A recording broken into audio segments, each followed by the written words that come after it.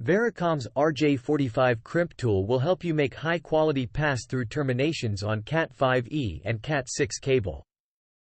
This multi-purpose RJ45 Crimp Tool has a full-cycle ratchet mechanism to ensure complete plug termination, cable cutter, flat cable stripper, and 6P and 8P crimp nests with pass-through technology.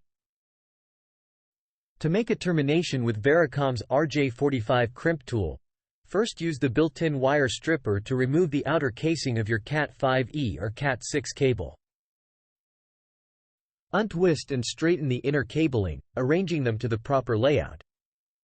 Slide an RJ45 connector over the cables all the way down to the outer sheathing. Insert the connector and cable into the proper crimp nest, and ratchet the handle down fully to make the termination.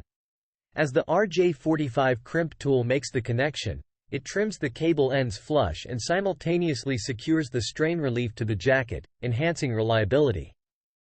For more information on Vericom's RJ45 Crimp Tool, or any of our data cabling solutions, contact us today.